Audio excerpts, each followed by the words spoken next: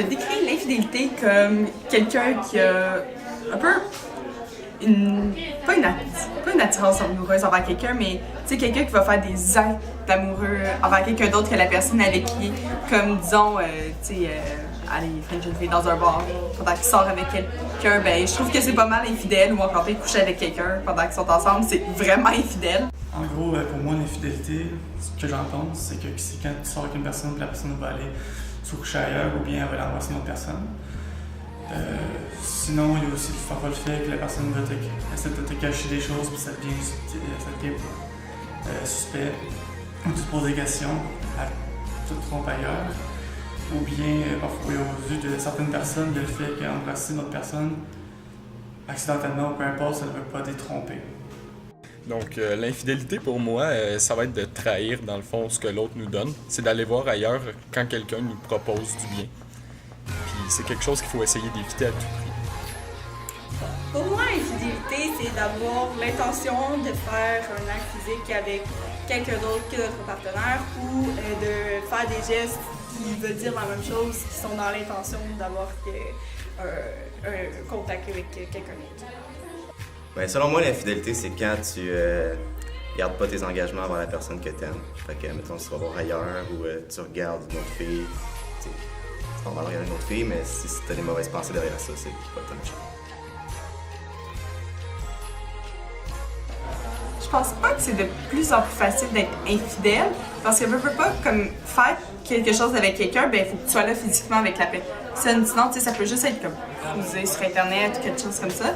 Sauf que c'est pas, ça, je sais pas si on peut vraiment le considérer comme de l'infidélité. Bon, oui, mais ah, bien une pensée en fait. Mais par exemple, juste le fait comme d'être avec quelqu'un, tu peux pas te cacher plus que t'es maintenant ou que t'es avant. Peut-être qu'avant, c'est un peu plus difficile, disons, dans les petits villages où tout le monde se connaissait parce que là, les rumeurs circulaient plus vite. Sauf qu'aujourd'hui, je pense pas que c'est vraiment plus facile qu'avant. Aujourd'hui, c'est beaucoup plus facile d'être fidèle qu'avant parce qu'on a des réseaux sociaux. On a par exemple Snapchat, que c'est facile pour une personne d'envoyer des photos à une autre personne. Avec Facebook, tout ça, le fait de communiquer sur les réseaux sociaux, puis ça montre les petites cachotteries. Puis je pense qu'avant, on n'avait pas toutes ces technologies-là pour agir de la sorte.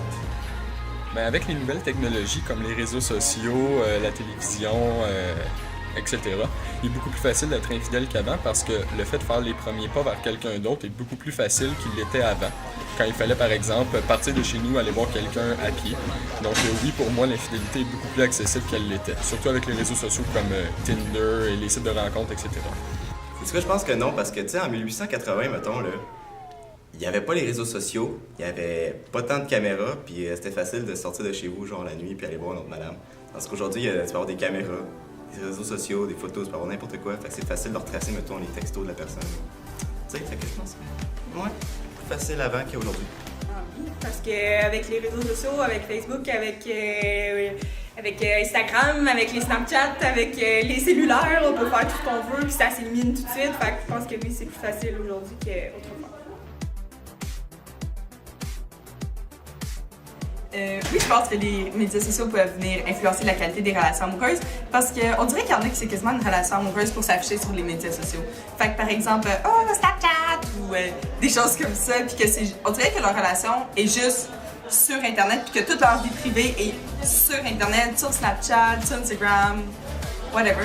Fait que je pense que ça influence la qualité de la relation. Puis souvent, il y a des relations qu'on voit quasiment rien entre les deux personnes, mais on le sait que c'est des super belles relations quand même. Je pense vraiment que ça a une certaine influence. Ben avec les réseaux sociaux, il est très facile d'entreprendre des conversations avec beaucoup de gens en même temps. Donc, de faire en sorte que les relations amoureuses sont soit à plusieurs personnes dans certains cas, ou bien plus défaillantes, c'est-à-dire que les personnes se parlent moins entre elles et parlent à plusieurs autres personnes pour tenter de se rendre plus heureuses. Donc, je pense que oui, ça a un impact direct sur les relations. Je pense que oui, parce que dans le fond, tout le monde est tellement accessible, c'est facile d'aller parler avec n'importe qui sur Facebook, puis même si la personne est loin, encore une fois, avec Instagram, tout ça, on peut faire tout ce qu'on veut, là. C'est vraiment facile.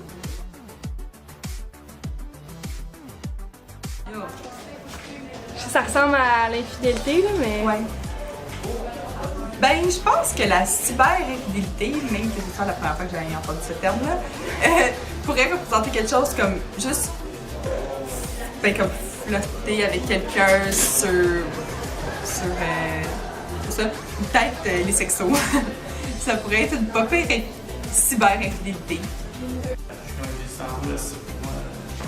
La cyber-infidélité, c'est de parler à quelqu'un d'autre, de cruiser une autre personne ou bien d'envoyer des photos à caractère soit sexuel ou des petits vidéos, quelque chose du genre, une certaine marque d'affection à une autre personne qui n'est pas de l'amitié ou de la meilleure amitié, puis ça désignerait la cyber-infidélité.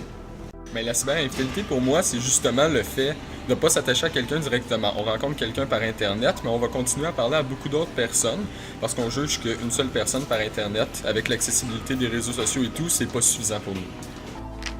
Selon moi, c'est quand tu envoies des photos nues à une autre personne que ta partenaire ou ton partenaire, ou quand que tu dis des propos à caractère impliquant la sexualité ou l'infidélité à une autre personne que ta partenaire. Ah oui, c'est genre, tu sais, les textos que tu peux envoyer à quelqu'un, puis c'est comme des sextos là, qui dans le fond, c'est de faire des avances à des gens, mais par voie électronique. Oui, vraiment. Quelqu'un qui est jaloux dans un couple, ça vient totalement détruire la relation parce que l'autre personne, après ça, elle se sent tout le temps comme obligée de tout faire pour faire un compromis avec la personne qui est jalouse, puis ça peut probablement devenir vraiment chiant. Et ça, donc, tu sais, c'est vraiment une bête noire, je pense, des couples, le fait d'être jaloux.